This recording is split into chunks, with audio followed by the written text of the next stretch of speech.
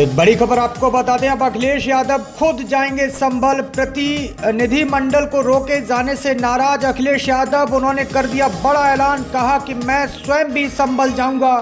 संभल नहीं जा पाया था प्रतिनिधि मंडल। तो इस वक्त की बड़ी खबर आपको बता दें, उत्तर प्रदेश के संभल में पिछले दिनों हुए शाही जामा मस्जिद के सर्वे के दौरान भड़की हिंसा ने पूरे शहर को हिलाकर रख दिया। इस हिंसा में 4 लोगों की मौत हो गई और दर्जनों पुलिसकर्मी घायल हो गए।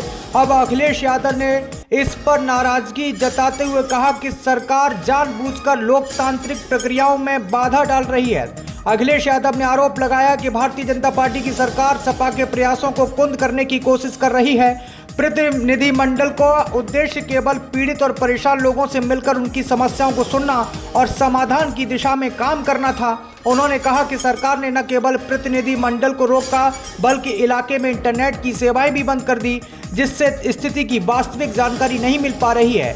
अखिलेश यादव ने कहा कि अब हमारा प्रतिनिधि मंडल तो जाएगा ही जाएगा, लेकिन मैं स्वयं भी संभल जाऊंगा। तो समाजवादी पार्टी की प्राथमिकता है कि वह पीड़ित परिवारों की हर संभव मदद करे।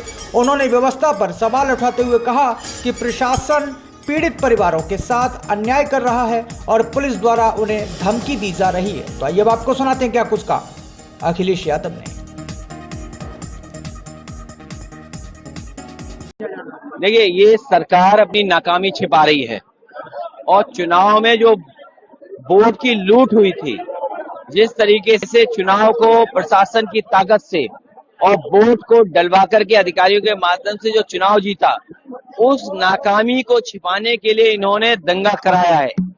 अगर सर्वे की बात थी, जब पहली बार सर्वे हुआ तो किसी को आपत्ति नहीं थी, सबने मिलजुल करके सर्वे कराया। दूसरी बार जो सर्वे हुआ उसके कारण इतनी बड़ी घटना हो गई। पूरा दोष और अगर कोई जिम्मेदार है तो वहां का प्रशासन जिम्मेदार है।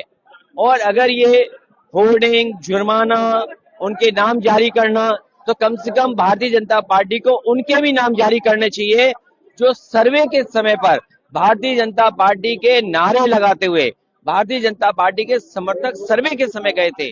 कम से कम उनके नाम तो जारी हों।